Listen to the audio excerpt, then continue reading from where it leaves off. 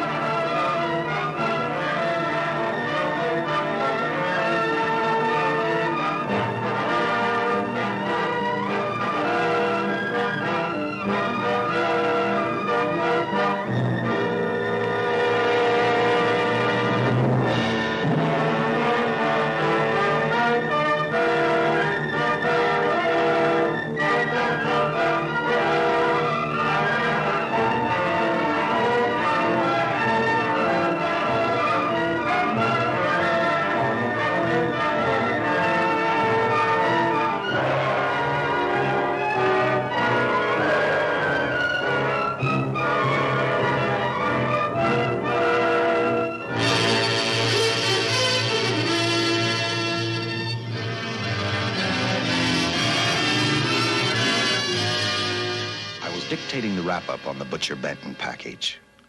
I'm Lieutenant Dick Chasen. This hadn't been a routine case, and to find the answer, I've had to put a lot of little pieces together. It began on the day most cases can be called closed. It was the day before the butcher was to be executed. He was visited by his attorney, Paul Lowe, in the death house. It was at this first meeting the Butcher Benton case took its first switch. Well, that's it, Butcher. The evidence against you was so strong, the governor turned down your appeal. You're a rotten liar, Lowe. You started railroading me from the beginning of the trial. And now you're still trying to throw me curves. Look, I don't blame you for being edgy, but get this straight. I didn't double-cross you. I never worked harder for a client. You mean you never worked harder for a client to get him sentenced? You were a fool, Butcher. If you hadn't tried to double-cross Squeamy Ellis and Joe Marcelli, they wouldn't have turned state's evidence against you. But you had to get greedy. You wanted to keep the whole $600,000 for yourself. Well, the boys got sore, and I don't blame them. It was all your idea. You planned the whole job. You hired us. When you found out I'd staged the money, you decided it was time for me to die. You got those 2 crumbs to turn state's evidence on me. You stinking rotten mouthpiece. We both know that isn't true, Butcher. Now, look, what's the sense in not giving me the money? It's not going to do you any good. Well, I'll have the satisfaction of knowing that none of you 3 crumbs are going to spend it. What about Eva? Don't you owe her something? You tell me where the money is, I'll see that she gets your share. I've got a different idea. I'm going to kill you and Squeamy and Joe. Then I'll take care of Eva myself. You thick-headed ape, you're gonna die tomorrow. Remember what I said. I'm gonna get you, all 3 of you. Even for you, Butcher, that'd be quite a trick. So long, dead man. Remember what I said. I'm gonna kill you, all 3 of you.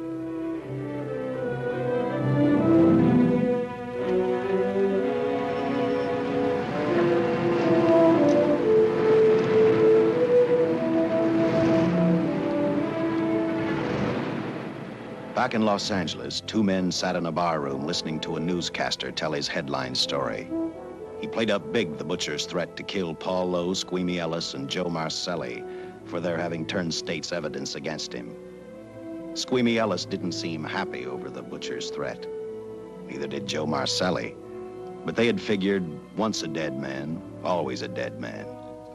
But this was one time everyone was in for a surprise, including the entire police department.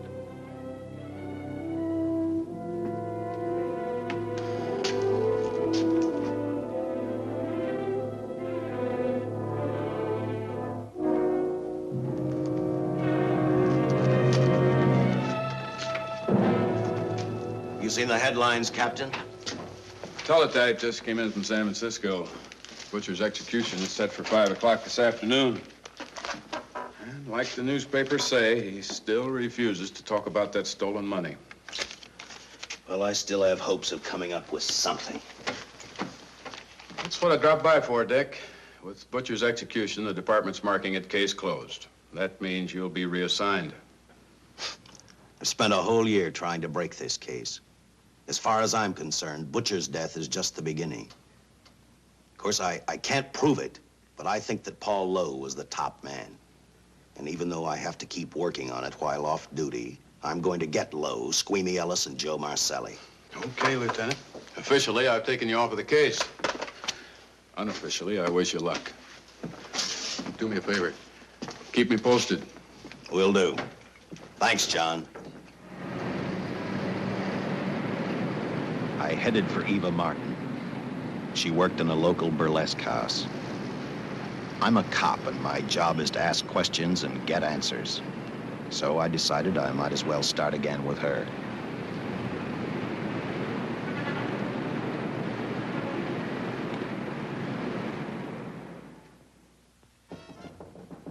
Come in.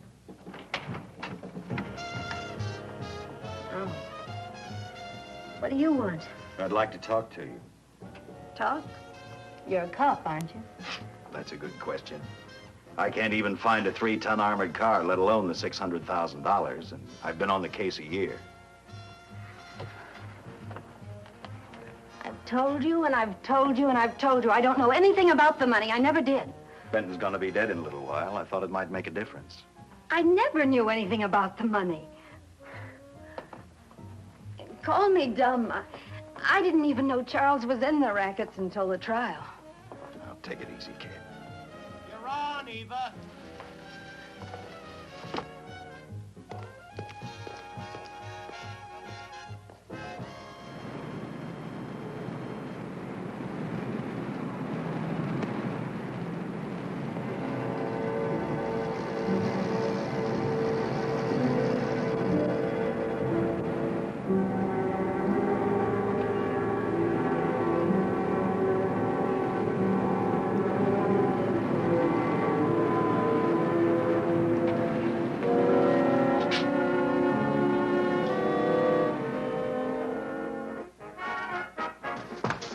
Honey, here's your wrap.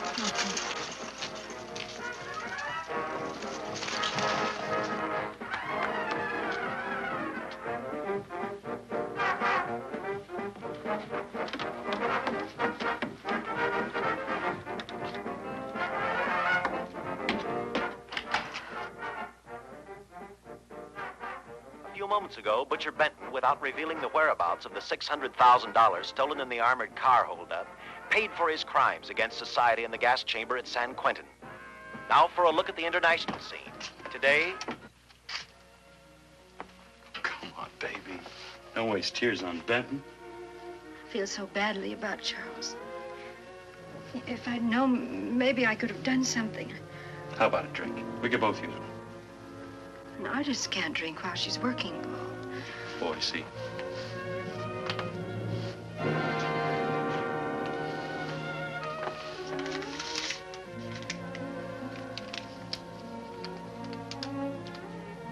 What's that?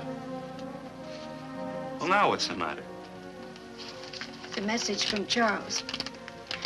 He told me to open it if he died. Finale, Eva. All right. How about a steak after the show? No, thanks. Not tonight, Paul.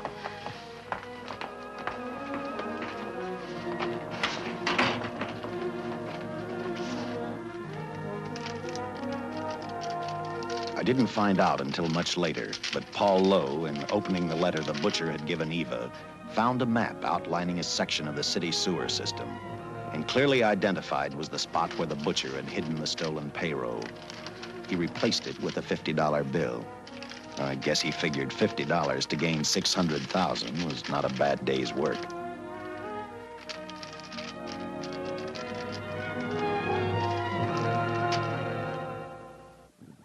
And a few hundred miles away in San Francisco, the case took another switch, which turned the next 72 hours into one long, hideous nightmare.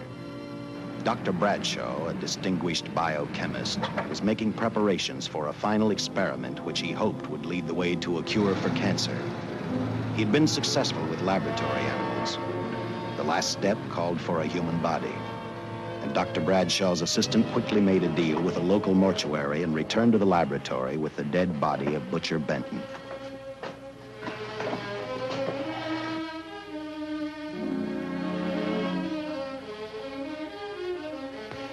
You made good time. Well, I didn't waste any. Any trouble? No, I just handed the money over and moved the body into your station wagon. That was that. Good.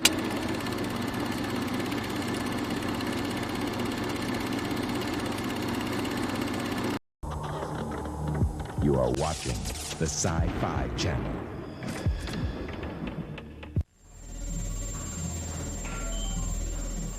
Hi, I'm Grace Jones, and you're watching the Sci-Fi Channel. Welcome to the Dominion. The gateway to the world of science fiction on the internet. Catch it on the World Wide Web. The Sci-Fi Channel welcomes you to the edge. From Sci-Fi Channel Pictures, it arrived with the storm. I've never seen anything like it. It fell from the sky. Something did crash out there. It infected a town. It's alive. Based on a story by Ray Bradbury. Oh, my dear God. An all-new sequel to the science fiction classic. We are all in danger here. It came from outer space to a Sci-Fi Channel planetary premiere. Saturday, January 27th at 8 p.m., 5 Pacific. You are entering the universe of Sci-Fi Entertainment, the official magazine of the Sci-Fi Channel. Call 1-800-77-SCI-FI for movie and series info, interviews, news and reviews on videos, books, and technology. It's your only source for the sci-fi schedule, movie listings, and channel exclusives. Test your mental metal. Call 1-800-77-SCI-FI. Get 6 issues of Sci-Fi Entertainment for only $15.95. Have your Visa or MasterCard ready. Welcome to the Edge. It's Monsters, our favorite show. It's on the Sci-Fi Channel. Monsters. Tonight at 7:30 p.m., 4:30 Pacific. Children of the night. What music they make. Master, you've come back. I saw 2 red eyes staring at me.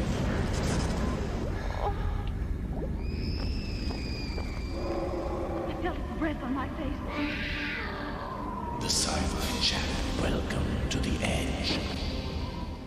It comes from another dimension. I want $10 million more. It grants him his every desire. It's real! Vast wealth, unbelievable luxury, fabulous romance. Give me immortality, too. But the ultimate wishing machine. The sky is the limit. Comes with a price. There's been a terrible mistake. And someone's got to pay.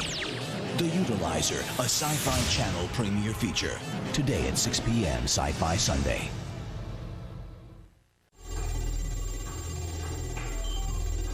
I'm George Takei, and you're watching the Sci-Fi Channel.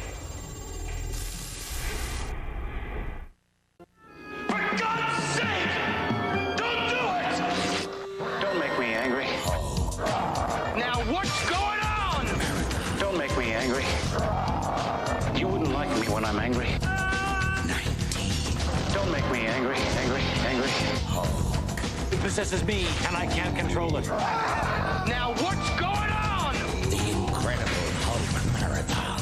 Monday, January 15th, beginning at 9 a.m.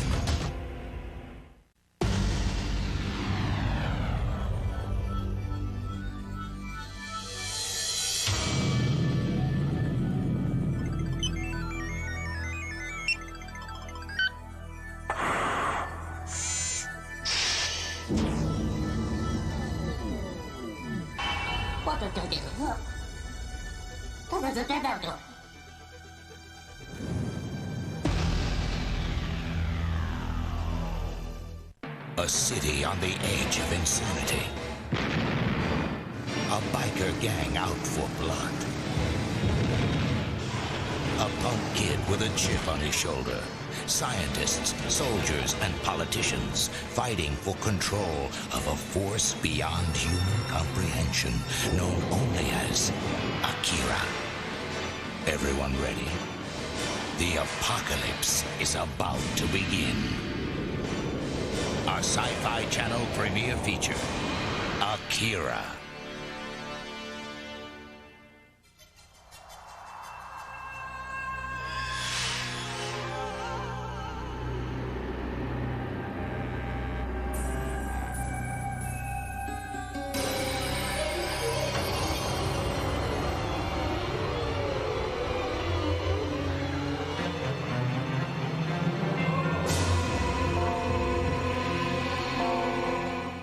This film includes some violent content. Parental discretion is advised.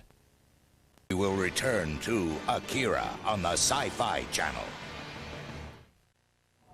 This Sci-Fi Channel premiere feature is brought to you by Secret Antiperspirant. Strong enough for a man, but pH balanced for a woman. Get a syringe. Now back to Akira on the Sci-Fi Channel. This has been a Sci-Fi He's in good shape. Channel premiere feature. We'll get other blood samples later. We'll run this one through fast. Now wheel him into the machine and then raise him. Right.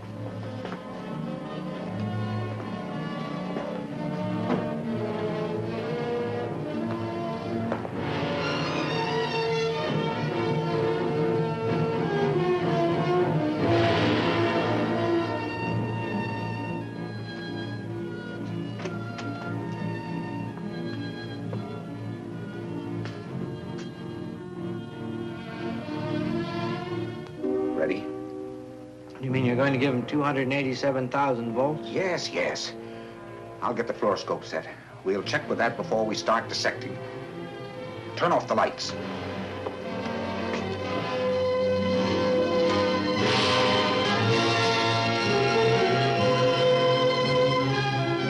There you are, old boy. If you respond properly and my theory is sound, you'll be more famous dead than alive. Throw the switch.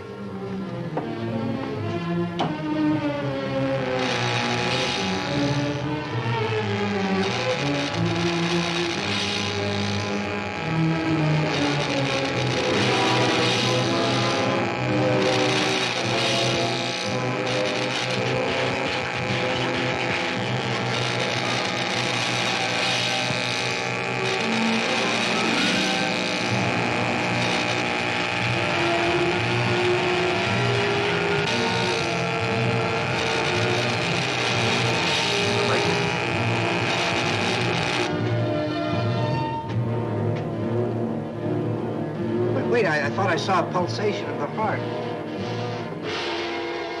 You're right. Dr. Bradshaw is beginning to breathe. You've brought this man back to life. No. The heart muscle has simply responded to a terrific electrical shock, that's all. Yes, but it does prove that the cells still function. Dr. Bradshaw, he is alive. The shock reaction, it can't last. His cells are multiplying now, if your theory is right. We could keep that reaction going longer. But it's worth a try. Get the body out.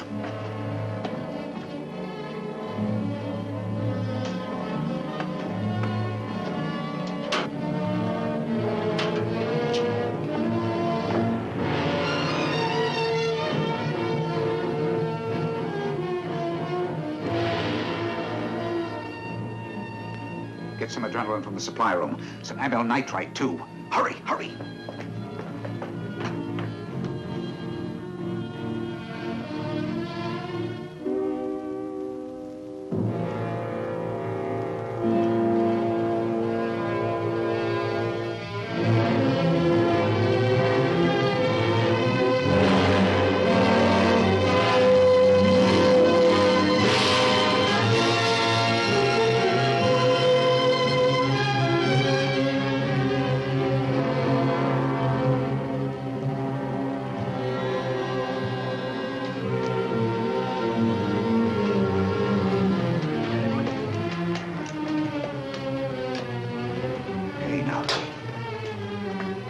mustn't move. Your heart can't stand the strain.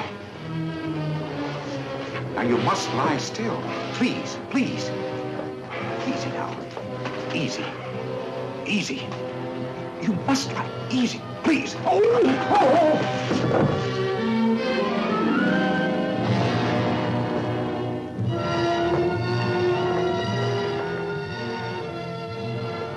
Dr. Bradshaw's experiment had given life back to the butcher. He tried to talk, but the electrical voltage had burned out his vocal cords. Yet it hadn't destroyed his brain. He knew who he was. He knew who he hated. As he stumbled about the room, I think he thought only about one: kill Lowe, Squeamy, and Joe Marcelli. The tremendous electrical voltage that Dr. Bradshaw had given the butcher had increased his cellular structure to the point where he was no longer a man. Dr. Bradshaw's experiment had created a vicious, brutal animal with an almost inconceivable amount of strength. Dr. Bradshaw must have believed the butcher's regained life would last for only a few minutes. Therefore, instead of calling for help, the doctor decided to handle his creation alone. Now, easy, Benton. Just relax. I'm a doctor. I want to try to help you. Do you understand me? You're in my laboratory. The execution was carried out and you were declared dead. I tried an experiment on you and brought you back to life, although I didn't intend that. Now, you've had a great shock. Now come and sit down. Now, be quiet. Now, come and sit down. Take it easy. That's the boy.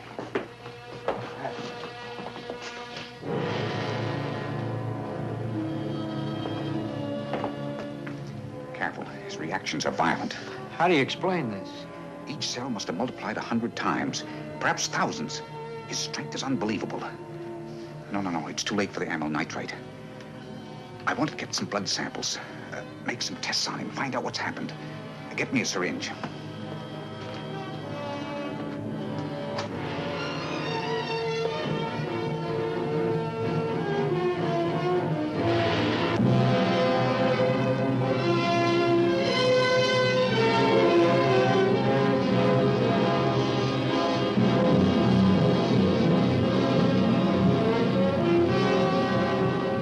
Why won't the needle penetrate the skin? Tissue must be nearly a solid mass of cells. How are we going to get the blood sample? Surgically, perhaps.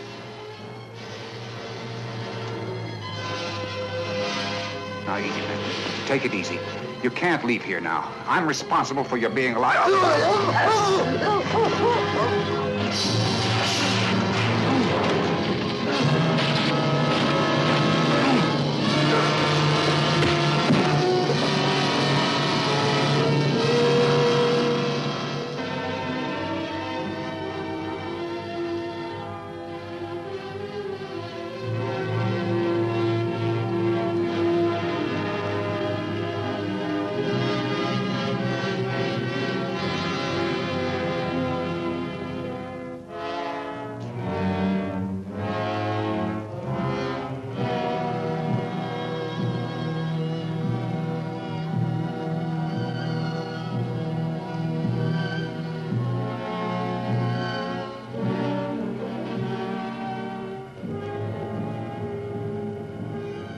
Towards the end of this case, Captain Lauder and I found out the doctor and his assistant had been murdered. But I'm getting ahead of my story. The butcher didn't know how he had been brought back from the dead, and he didn't care. All he knew, he was alive. Then this monster-made man started thinking about Los Angeles.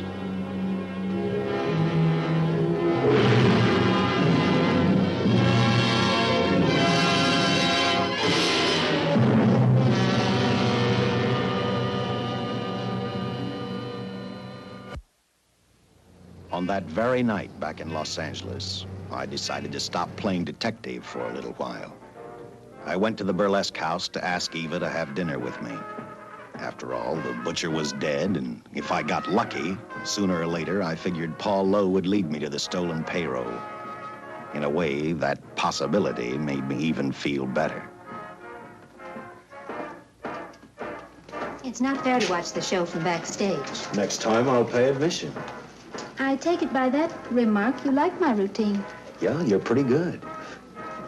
What I can't figure out, though, is Why you stay in a place like this? It shouldn't be hard for someone like you to get a job in a class spot. If you weren't a detective, I'd be willing to bet with a line like that your next remark would be, how about dinner? Well, not exactly dinner, but a hamburger might be a good idea. If you're asking in an official capacity, I can't say no. I'm off duty. For the past 6 months, all I've ever called you is Lieutenant Chasen. Do you have a first name? Uh-huh. Dick. Give me 10 minutes for a quick change, because you just made yourself a date, Lieutenant. I mean, Dick.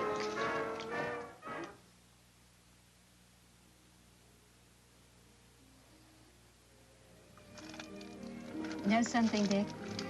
I haven't had hamburger in the front seat of an automobile with a guy in a lot of years. Well, from now on, we'll do it more often. It's funny. I always figured a policeman wasn't really a human being. I mean, unless he was arresting someone or trying to solve a case, he was unhappy.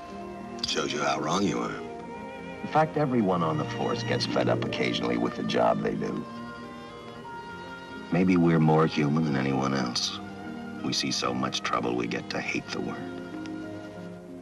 But as long as the world's filled with people, there'll have to be men who enforce the laws. What made you join the department? Now who's making with the questions? No, honest, I'd like to know. Well, it's really a very short story. When I got out of the Air Corps, I knocked around for a while. Then I went to work for an oil company. One day, I went back to college on the GI Bill. Just before graduation, I noticed all about the police department exams. It seemed a pretty good thing to do with your life, so I took the exams, passed, then went on from there. If I ask one more question, will you give me a straight answer? Try me. Am I still part of the Charles Benton investigation? I mean, right now.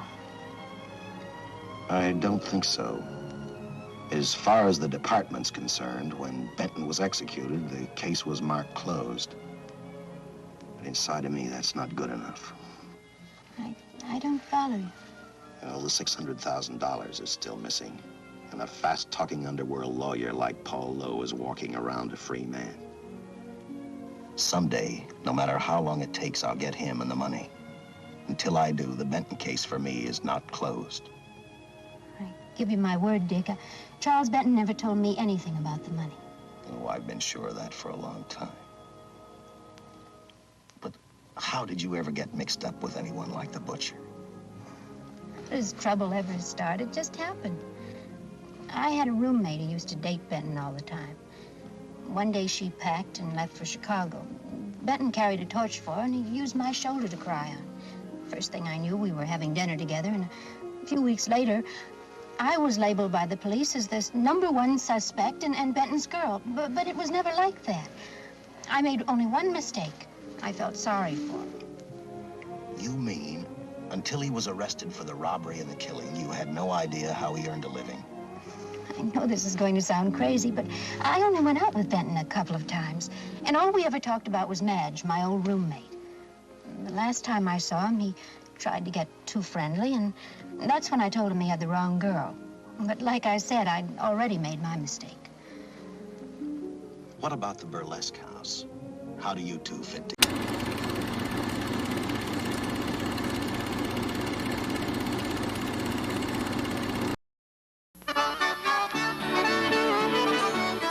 Bonjour, les enfants. Issois Pierre here, checking into the Fox Kids Club with this week's French word of the week. All right, guys, welcome back to the Fox Kids Club. We have a special guest joining us today to give us a new French word of the week. We're learning all kinds of neat things. In the month of October, they've all been kind of Halloween kind of words, which we really have enjoyed. First of all, though, let's meet this young man. Tell everybody your name. Philippe. And I just found out that Philippe is the younger brother of one of our crew members from last year, Jacques. So we're glad to have you here. What school do you go to, Philippe? S.J. Montgomery. All right, and what grade are you in? Third grade. Okay. What are we going to learn how to say today in French? Le revenant. And what does that mean? A ghost. A ghost. All right. No, let's practice it together. Everybody ready? Really fast at home? Un, deux, trois. Le revenant. Good. Hi, my name is Brooke. I'm from Abbottville, and you're watching the Fox Kids Club. It's a kooky, spooky Halloween weekend on Fox Kids. Although the dark side is always there, waiting. You should never underestimate the powers of the human will. Tales from the Dark Side.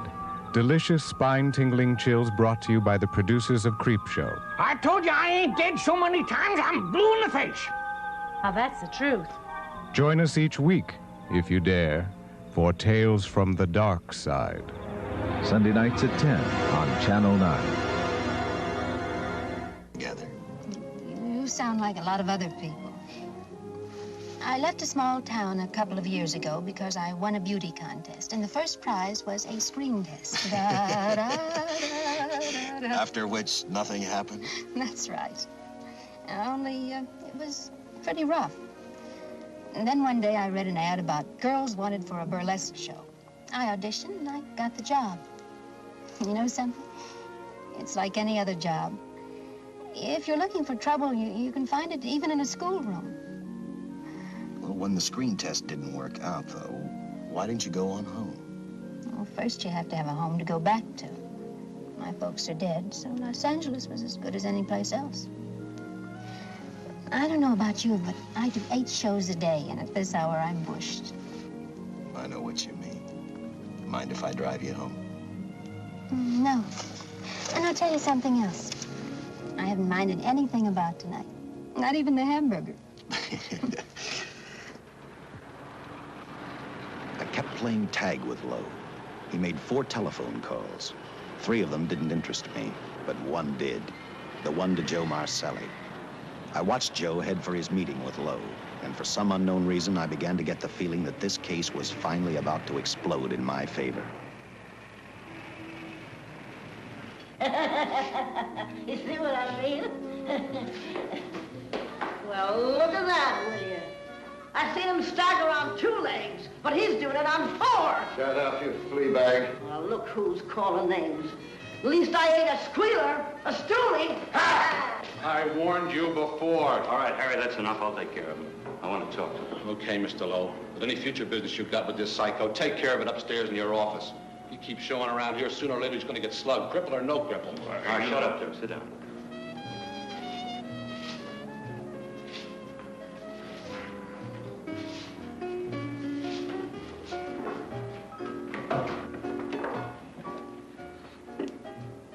I need a shot, bad. You'll get one after I've talked to you.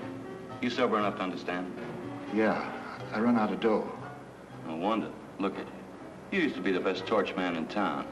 Now I don't think you could crack a safe if you knew the combination. No jobs. Nobody wants me since I turned states on Benton. That's your doing. You taught me. All right, quit crying. I got a job for you. If you can stay off that stuff long enough. You know I can if I've got a job. How much? What is it? It's $2 grand in it for you. Where? Right near where he pulled the job. Interested? $2 grand ain't much out of 600,000. There'll be other expenses. Besides, that money's plenty of. Now, you want it or do I get another boy? I'll do it. How soon do you want me to go to work? Set it up for tomorrow night. Call me before noon. I'm going to the races. 1. And that's all. The job's over.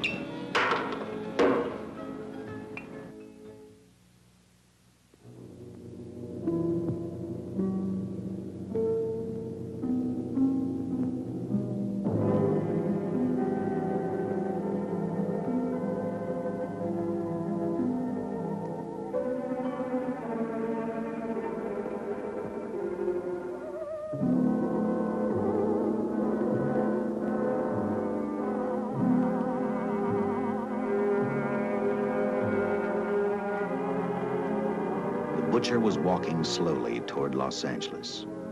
He'd traveled through wooded hills to prevent being seen by anyone. Finally, he came to a quiet road. He stopped to get his bearings. And then he saw her. He saw something else. An automobile. For the butcher, that rang a bell. With a car, He knew by the next afternoon he'd be in Los Angeles in plenty of time to catch up with the 3 men who had double-crossed him.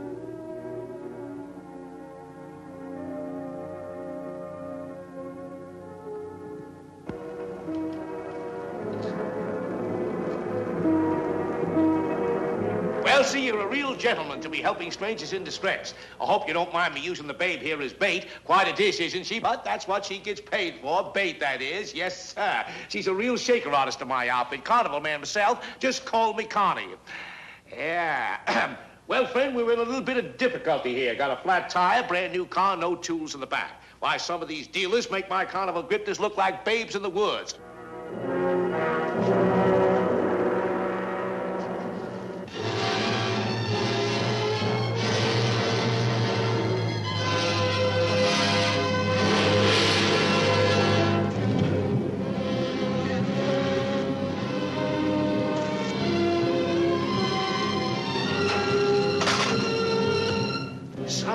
Holy.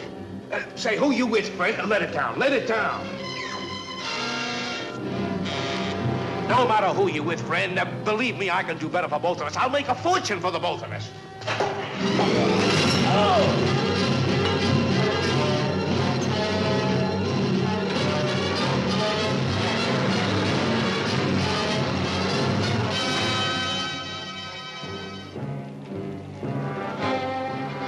An hour later, the San Francisco Police Department sent out an APB.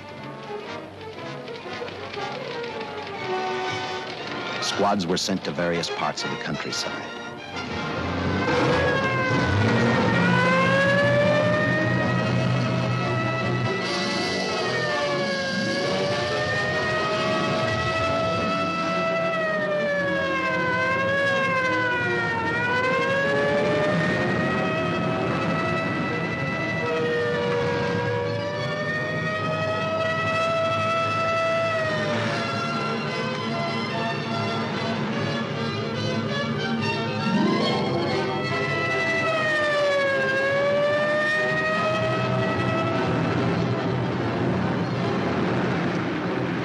Roadblocks were thrown up to catch the cold-blooded killer the hysterical girl had described.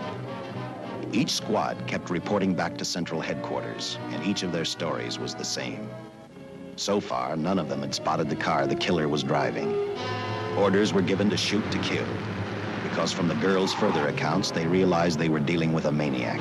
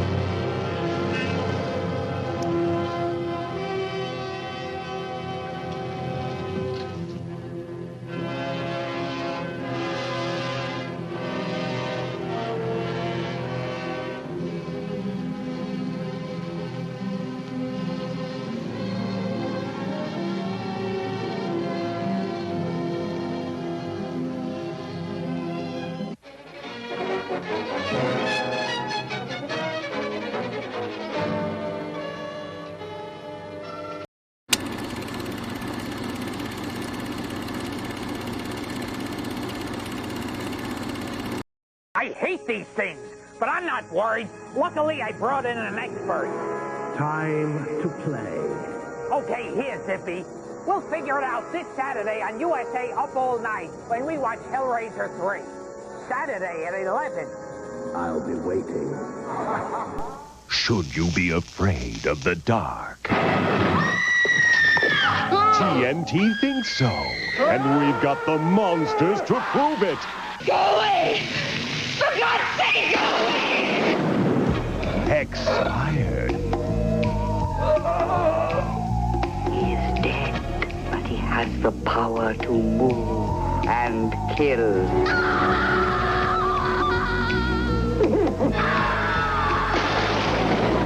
exaggerated. Put that rock down!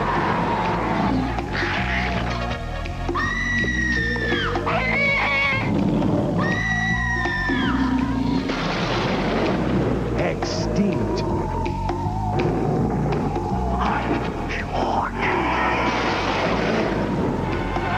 Extraterrestrial. You think that I've become a monster. For me, you look as monstrous as the missing link.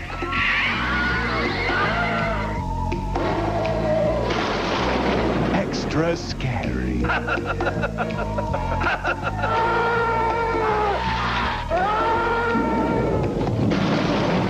TNT extracts your deepest fears. Why did you make me like this? And exposes your most horrifying nightmares when we turn your television into Monster Vision. Every Saturday at 3 p.m. Eastern on TNT.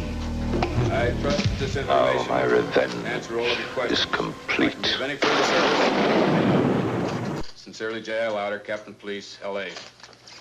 Here's another all points from CHP, Captain.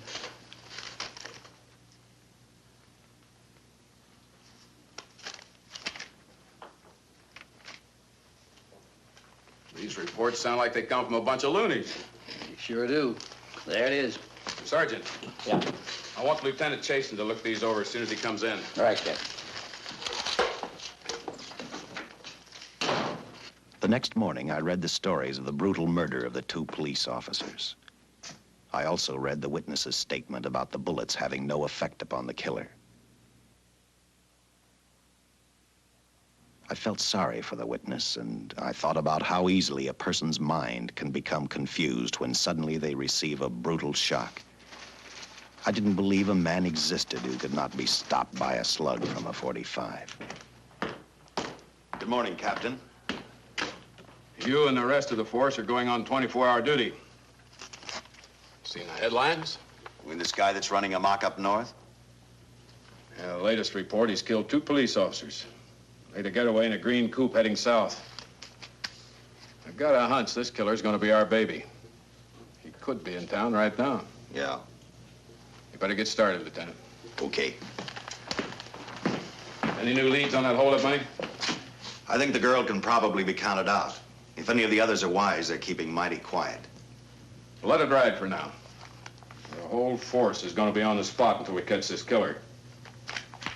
Newspapers will have a field day.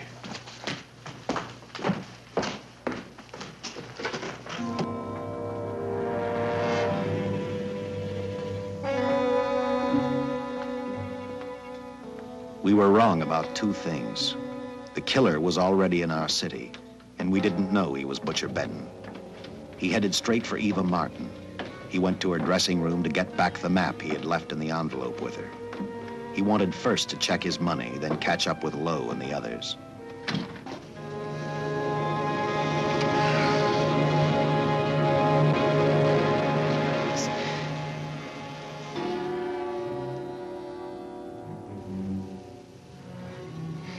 Can't be. But you do look like him. Only different somehow.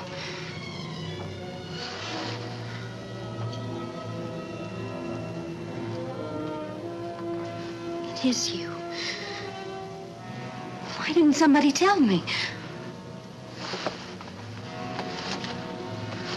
What's happened, Charles? Those look like bullet holes. Are they?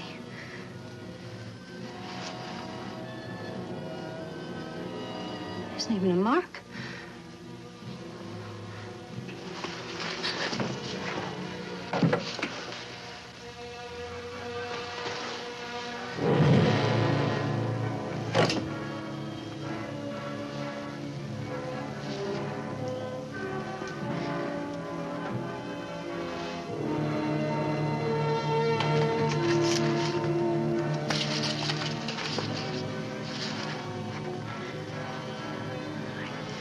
I opened it like you told me, and I found the $50.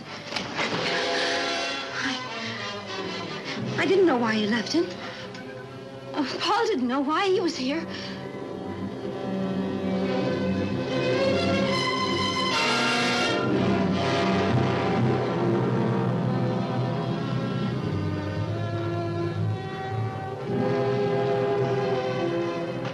Don't think crazy. The name of Paul triggered his hate. He left her dressing room and started for Squeamy Ellis and Joe Marcelli's place. Because he knew, with them out of the way, Paul Lowe couldn't open the strong box where the money was hidden. He thought of Squeamy and Joe first. He was saving Paul Lowe for last.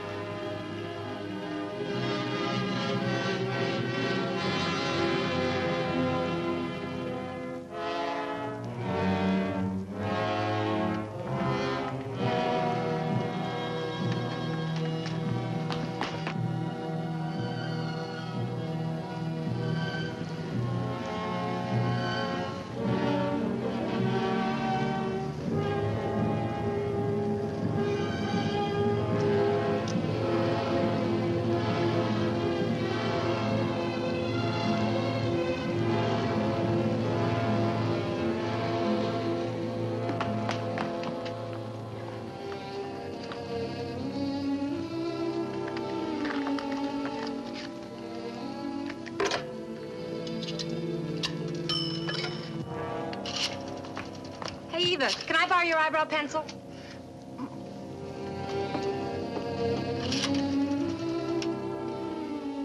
Operator, get me police headquarters. Lieutenant Chasen, please. When do you expect him? Well, tell him Charles Benton is alive, and even bullets can't stop him. I'm not crazy. Just say a friend of Charles, he'll know.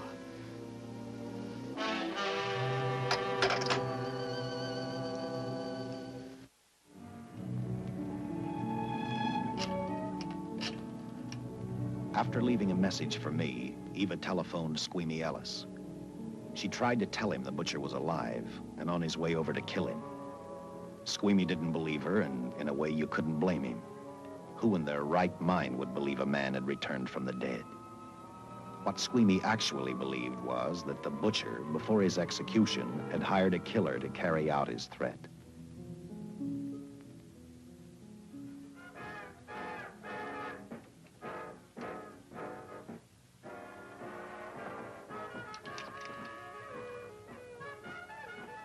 You sick?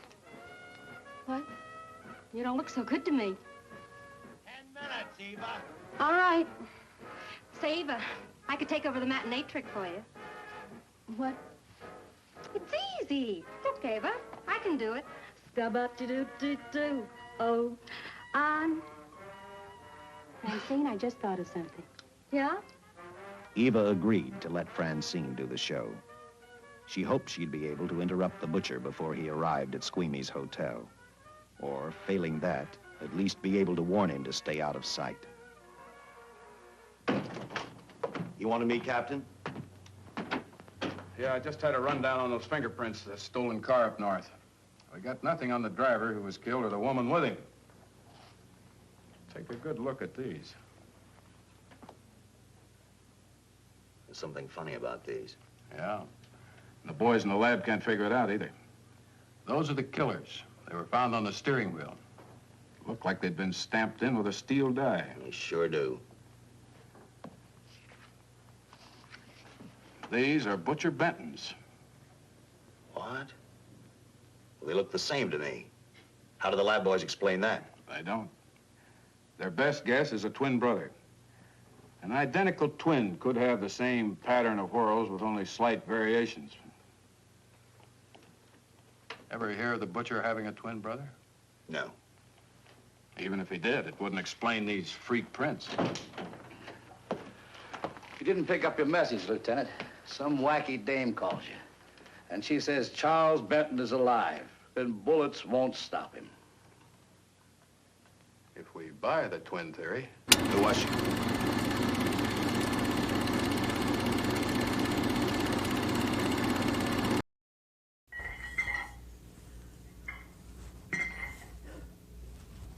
What you doing, cousin? I'm pumping iron. You're pumping iron? Yeah, the Human Nutrition Research Center has released the finding that losing weight is a lot harder for people with low iron levels. I didn't know that. Yeah, so when you're working out to keep fit and healthy, work in some iron into your diet the easy, delicious way. How you do that? Well, with some wholesome, delicious steamed syrup. Tu comprends? Oui.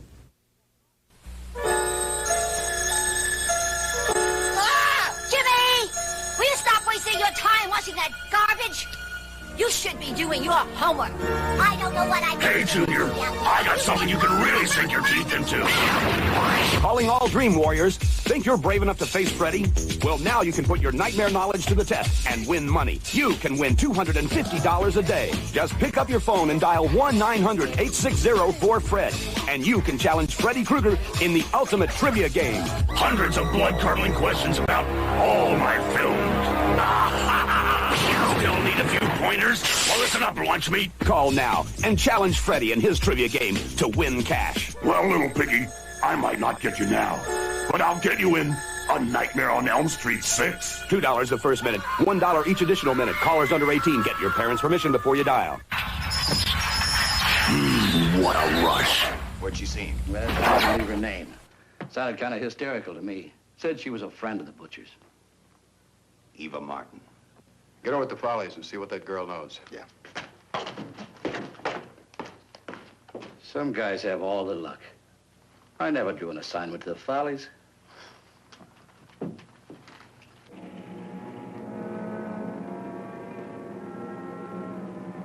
Meanwhile, the butcher headed for Squeamy's hotel. He didn't seem to be in any particular hurry.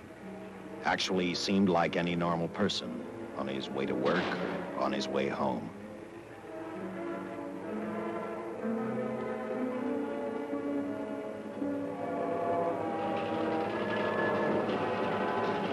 He rode up Angel's Flight, arrived at the top, scanned the hotel building, and then noticed the only exit from Squeamy's apartment, a fire escape.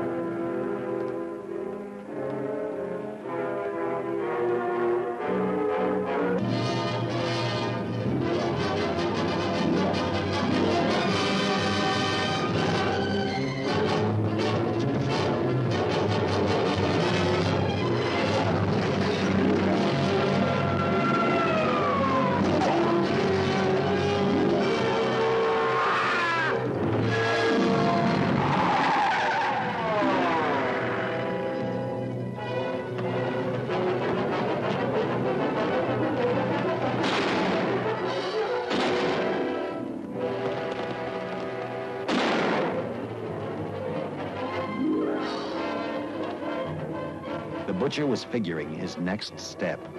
And as he looked at the dead cop, he thought about Paul Lowe, the next man on his list. Seen Joe Marcelli? Not since last night when I told him I didn't want him around here no more. Give me a shot.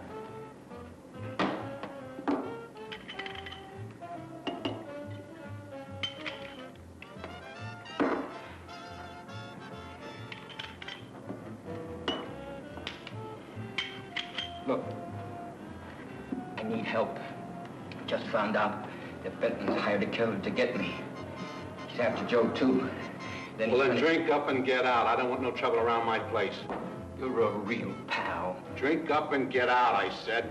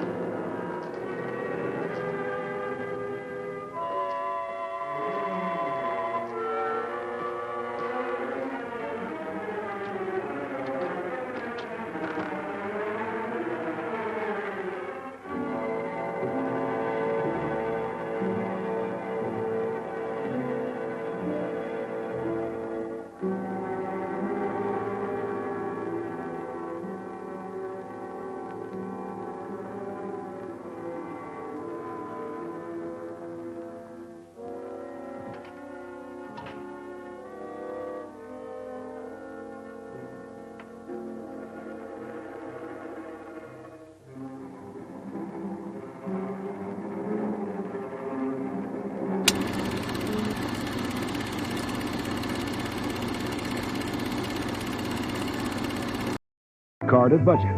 The smart money is on budget. For USA Update, I'm Randy Meyer.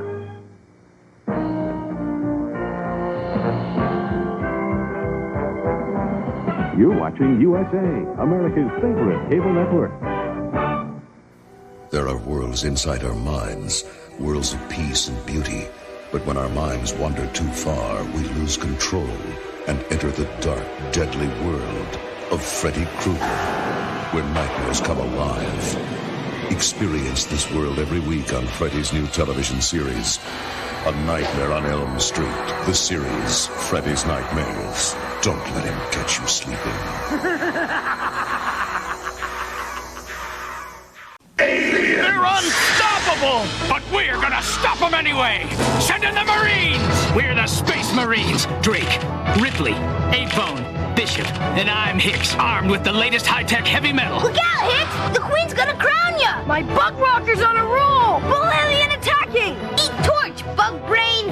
Alien invasion problem? Send in the Marines! Aliens! Send in the Marines! Space Marines! Aliens! Hi, I'm Sam Raimi, the director of The Evil Dead. I've invited Jonathan Ross to see my new movie, Evil Dead 2. Oh, I don't believe this. Say, you think this will scare the audience as much as the first one? Yeah, that's a safe bet, Sam. It's got a lot more surprises. Oh, yeah, it's got a lot in it to grab the audience. There's only one movie scarier than The Evil Dead, Evil Dead 2. Kiss your nerves goodbye. This is a nightmare from Stephen King. Hello? You don't want your phone to ring. Honey, calm down. Whatever it is, it can't be that. All you'll hear is a desperate cry. And then Bill, she's out in the middle of nowhere alone. a loved one soon will die. From Stephen King, a special Tales from the Dark Side. Friday at 11 on PHL 17.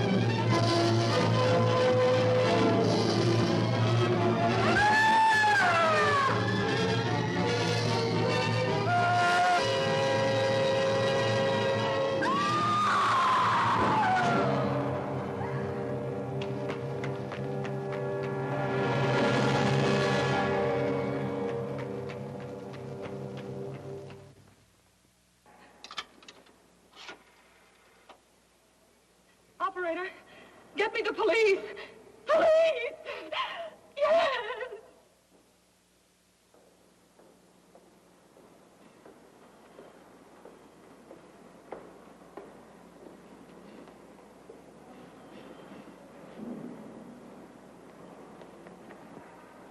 What's happened? A guy named Squeamy got thrown from the 5th floor. He's dead on a mackerel. Customer of mine. You mean Squeamy Ellis? Yeah, that's it. Just Squeamy. No one else was killed. Ain't one enough?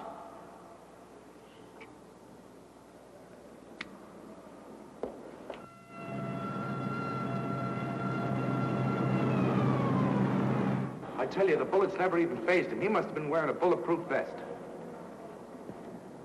God help us when the papers get a hold of this. Keep an officer on duty here till you hear from me. We'll get a stakeout on Joe Marcelli. I'd like to talk to Joe. Lauder, I'm going to call San Quentin. Suppose Benton is alive. Every available man's been put on the case now. Yes, sir. All right. All right. Anything new? Report on Dr. Bradshaw, owner of the station wagon. The San Francisco police located his laboratory in the basement of an electrical power receiving station. Bradshaw, what's he know? He's dead. And another man, too, his assistant. The lab is a shambles. But now we're getting some action from San Francisco. Benton's body never arrived at the mortuary where it was supposed to go. An attendant there finally broke down, admitted he picked up some quick cash by handing the body over to a man he was unable to identify. The man was driving a station wagon. Blasted man, the chief's on my neck, and the commissioners are on his, and the mayor's on theirs. Now, am I supposed to tell them that our killer is a dead man? They found a notebook in Bradshaw's lab. It ties his experiments in with a Professor Dwiggins at Caltech. I hope to hear from Dwiggins soon. Captain, report from the valley on a hysterical woman. Reports the presence of the killer. There's the location. Let's go.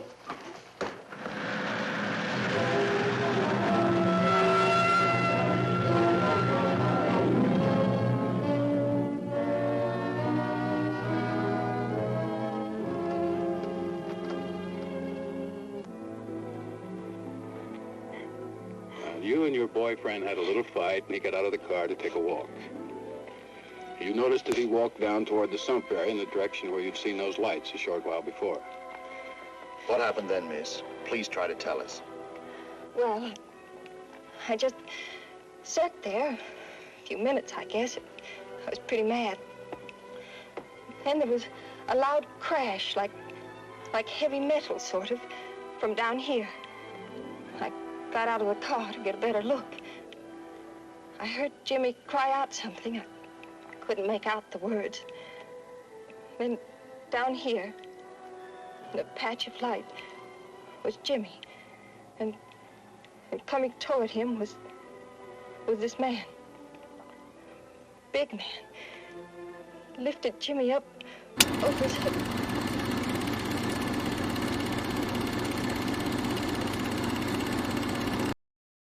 Hey, I'm Joe Bob Briggs, and I'm here to tell you that if you're not watching Monster Vision Friday nights on TNT, then frankly, I'm embarrassed for you. Fly with Jason Patrick and Kiefer Sutherland in The Lost Boys tonight after the NBA on TNT Monster Vision. You are entering the universe of Sci-Fi Entertainment, the official magazine of the Sci-Fi Channel. Call 1-800-77-SCI-FI for movie and series info, interviews, news and reviews on videos, books, and technology. It's your only source for the sci-fi schedule, movie listings, and channel exclusives. Test your mental metal. Call 1-800-77-SCI-FI. Get 6 issues of Sci-Fi Entertainment for only $15.95. Have your Visa or MasterCard ready. Welcome to the Edge. Broke Jimmy's back. I heard it snap. Not far away. Then I started running till I found this house. They let me use the phone. Thank you, miss. We'll see that you get home right now. O'Malley, see that the young lady gets home all right. Paul Lowe, while driving to his office, heard a radio commentator report the murder of Joe Marcelli. And what shocked him most was when the broadcast identified the killer as possibly being the butcher. Lowe headed straight for Eva Martin at the Burlesque Theater. Oh, you gave me a start, Mr. Lowe. What are you doing here? Where's Eva? Oh, I'm taking her place. I'm going to wear her costumes. What's it to you? I asked you, where's Eva? Hey, don't get physical. And watch your tone of voice, Buster.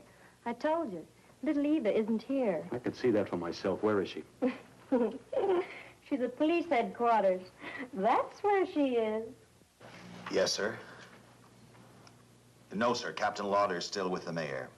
The killer dropped out of sight. He was last seen in the Hollywood area. Yes, sir. We know he's dangerous. Every angle's being covered.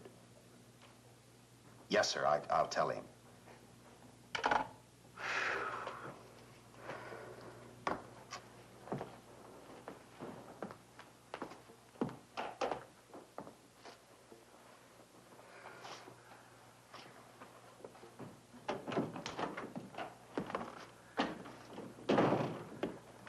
Here, see how these fit. Low heels. I'm sorry, it's the best our wardrobe department can afford. Any idea how soon the captain will be back? Now, look, I'm going to see the captain if I have to wait here all night. Paul. Paul, Charles killed Squeamy and Joe. Joe, too? Benton? He's alive. I saw him, but nobody will believe me. I'm checking it. My guess is whoever killed them is on the trail of the money, Lowe. Now, maybe you better start talking if you know anything about it. I don't know anything. Did the butcher have a brother? No, no brother. It was Charles. I saw the tattoo on his arm. Look, I demand police protection. Where's the money, Lowe? You heard me. I demand protection. I know my rights. We put stakeouts on your office and home. Well, that's not enough. It's enough as far as we're concerned.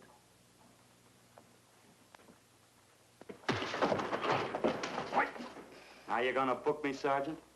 Dan, throw away the key.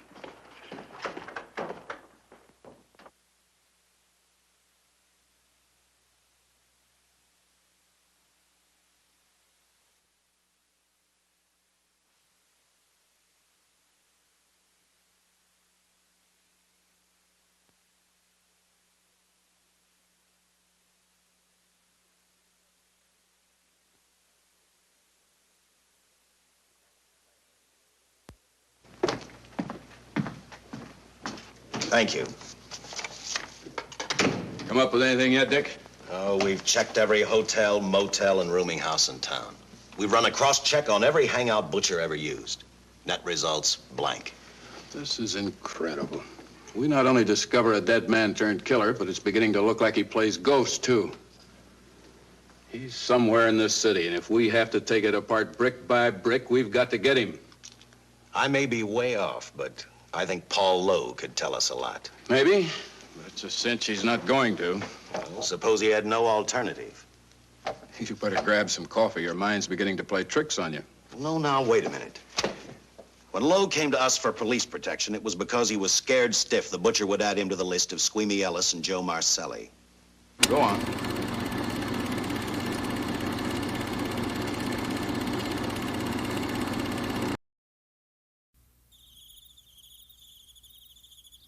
There's a new series coming to television. If you don't watch it, you could be making a grave error.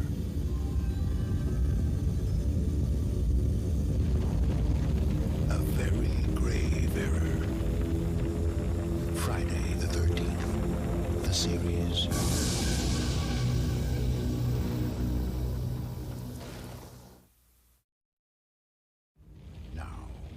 There's a new reason to fear the dark. Friday the 13th. the series.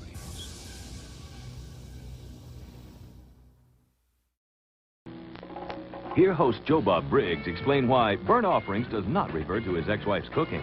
It's next on Monster Vision. And see the Super Bowl become Super Disaster in Black Sunday at 9 on the next TNT Saturday Nitro. Before you open the X-Files, drop in to the Crypt. This Friday at 8, 7 Central, Tales from the Crypt hits prime time, and you'll discover what mystery lovers already know. It's cool in the Crypt. Primetime Tales from the Crypt, then. Tonight, it's on HBO. At 8, a Saturday premiere, Some Things You Can't Learn at Harvard, Joe Pesci, with honors. At 10, a premiere of the HBO Comedy Hour, Women of the Night 4, hosted by Tracy Ullman. And at 11, even a hero has a breaking point, Christopher Reeve, Joe Mantegna, Above Suspicion. With honors, HBO Comedy Hour, and Above Suspicion. HBO is on tonight. Lo's a pretty cute character, but we can play the same game. You mean we'll threaten to release him? Well, not exactly. You tell him you realize that he was excited, that throwing the punch was accidental. Tell him we're not going to make a charge, that he's completely released. Lieutenant, you know we can't do that. Lowell made his first mistake when he hit the sergeant, and that'll get him a year. As far as the department's concerned, at least it's a small victory. If my hunch is right, Lowe won't want to be on the streets with the butcher looking for him. And he may talk, and talk a lot. Enough maybe for us to get rid of him permanently. Even lead us to the butcher. If he's frightened enough, that might work. But if it doesn't... No, Dick, I'm not going to release him. I want him out of my way so bad I can taste it, but not bad enough to be responsible for getting him killed. The good thing about that, Captain, is the fact we know it, but Lowe doesn't. Let's give it a try. All right, Lowe. Come on out. I think you'll find everything in there. You're free to go, Mr. Lowell. Wait a minute. Who do you think you're kidding? You arrested me for assaulting an officer. Court, I'll plead guilty. With luck, I might get off with 6 months. For a lawyer, you're forgetting a very important point. If no charge is made, there's no trial.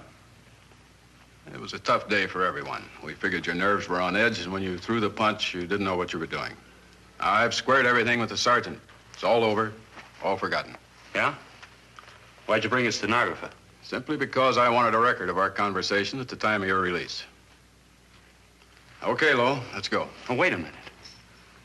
Once out on those streets and I'm a dead man. You let me go, you'll be responsible for murder. Oh, come off it, Lowe. You're imagining things. You know the butcher threatened to kill me. You set me free, he'll do it. Well, that's just a risk we'll have to take.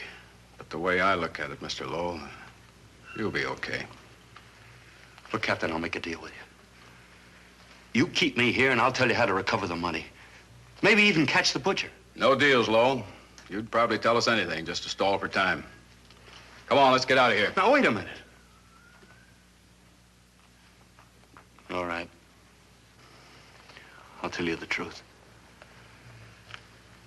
Start taking this down. I, Paul Lowe, hired Butcher Benton, Squeamy Ellis, and Joe Maselli to pull off the armored car holdup. And then Lowe continued with his confession. He told us about finding the map. He showed us the exact location of where the butcher had hidden the stolen payroll. And he gave us a most important answer. The explanation as to how the butcher was able to elude detection.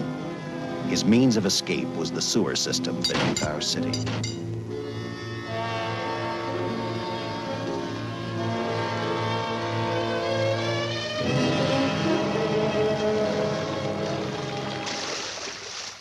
The department went to work fast. Every police squad in the city was detailed to cover a specific area. Every entrance and exit to the Los Angeles city sewer system of 700 miles was covered. Captain Lauder and I, along with several other squads, headed for the entrance where, according to the map, Butcher had hidden the money. Our job was to stop him, and that made me think of one specific question. When we found him, could this monster be stopped? I, for one, just wasn't sure.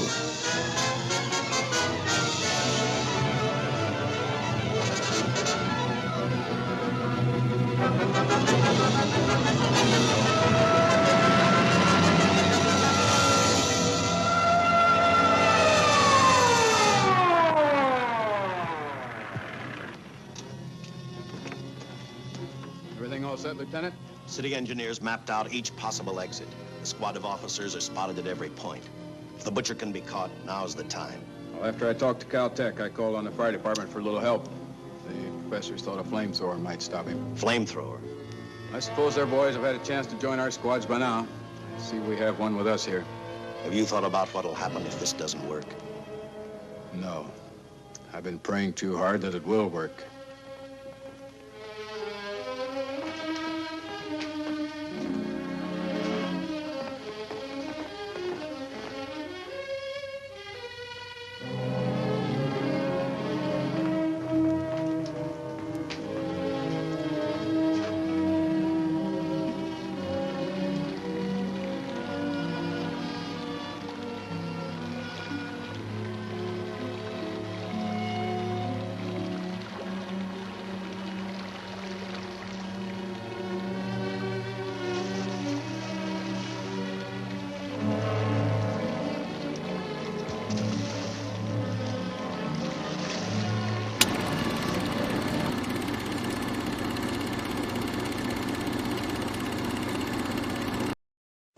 Who are these strange creatures? Find out who's who on Doctor Who.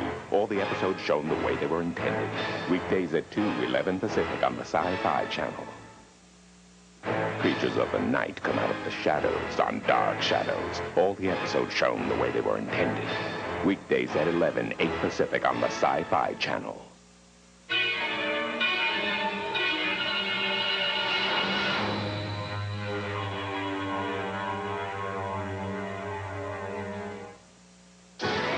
Join the crew of the last Battlestar of Caprica and defend the galaxy against the evil Cylons.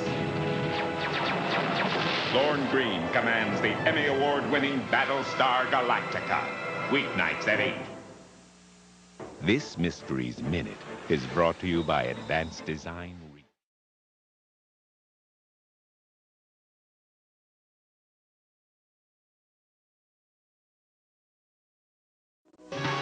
That it wasn't funny at all. No, it wasn't funny at all, and now you're gonna get it. Now, what do you want? Recess is over. Come off planet Earth. Hey, this isn't your place. Did you ask first? Sorry. Besides, recess is almost over. We gotta go. Come on. Yeah.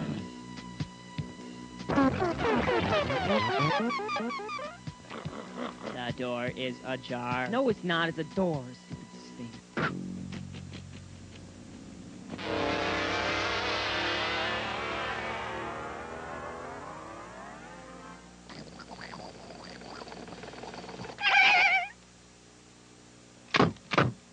Hey, where are you going? Let's go peek in on the baby. Okay. There she is. Isn't she adorable? Sleeping so quietly. Yeah, cute as a pebble, but sleeps like a rock. Nothing can wake up my little baby. Coochie. Hey, what do you say we sneak in on the babysitter? Yeah, we'll give him a good scare. Won't he be shocked? Ready? One, two, three. Surprise!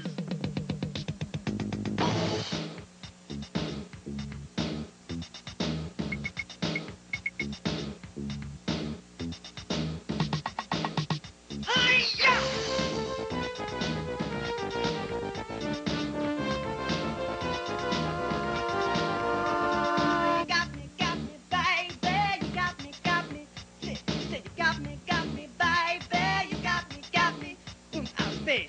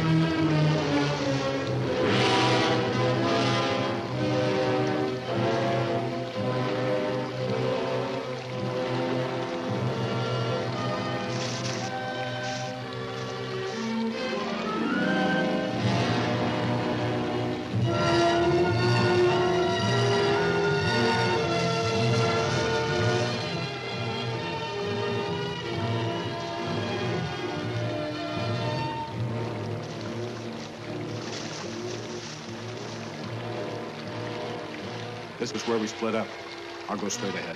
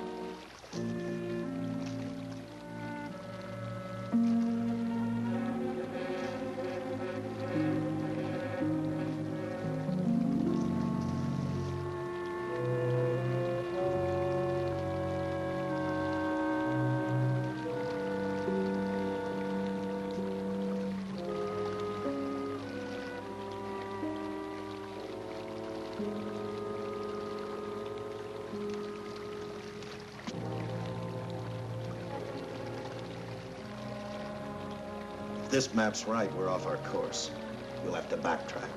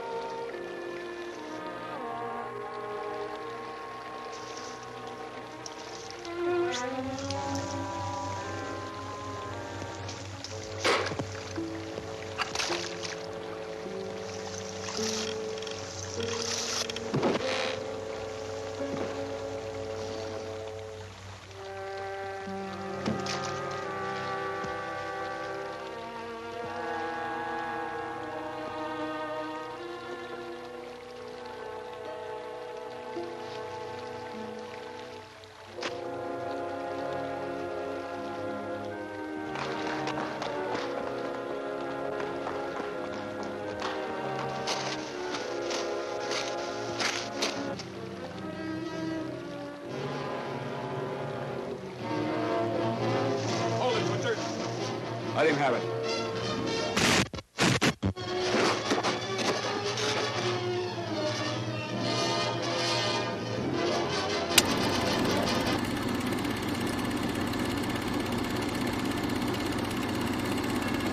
This week on CNET Central, it's the future of television and the internet. See how something called the M-Bone could get you your own interactive TV channel. And it's more than just a video game, it's a way of life. Find out what it takes to become a first-class flight simulator pilot, all on CNET Central. On air, online, interactive. Sunday at 10:30 p.m., 7:30 Pacific on the Sci-Fi Channel. Hey, I'm Joe Bob Briggs, and I'm here to tell you that if you're not watching Monster Vision Friday nights on TNT, then frankly, I'm embarrassed for you. Live with Jason Patrick and Kiefer Sutherland in The Lost Boys tonight after the NBA on TNT Monster Vision.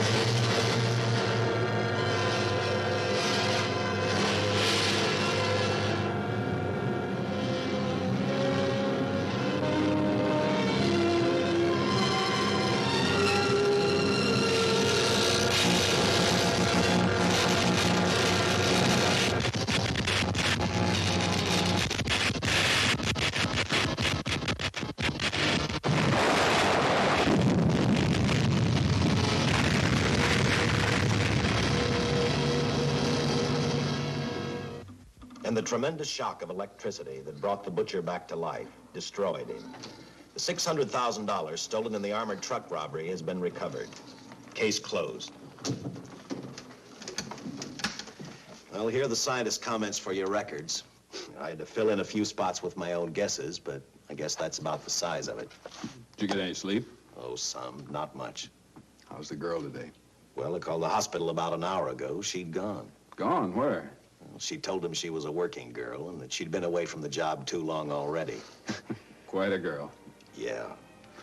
Say, how about that time off I've got coming? 48 hours, beginning right now. Get some rest, Dick.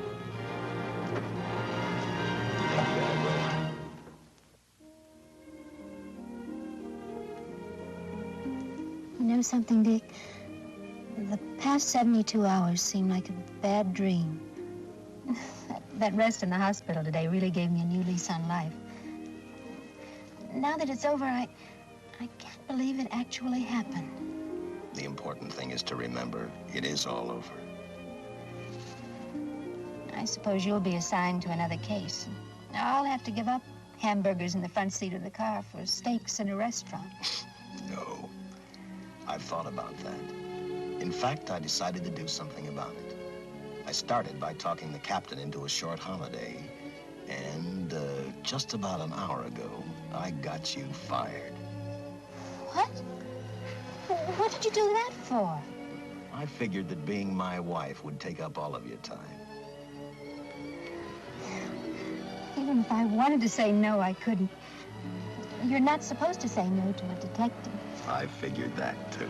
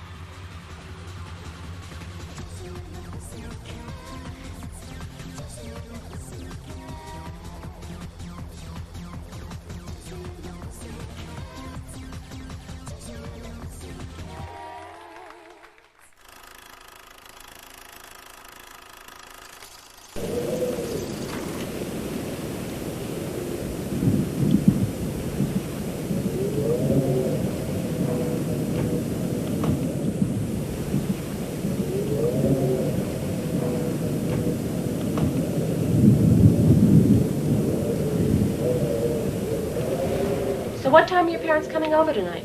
They'll be here about 6 o'clock. 6 o'clock? Yes, 6 o'clock. How am I going to get everything ready by 6 o'clock? Honey, you're gonna get everything ready. Don't worry.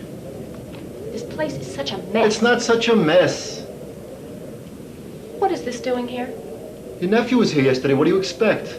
Charlie wasn't here yesterday. That kid is always here. I'm throwing this thing out. Are you kidding? No! I am sick of finding it all over the house. I've had that since I'm 8 years old. You can't throw it out. Honey, look. I'm just tense because my folks are coming over tonight. Relax. Let me go to work. All right.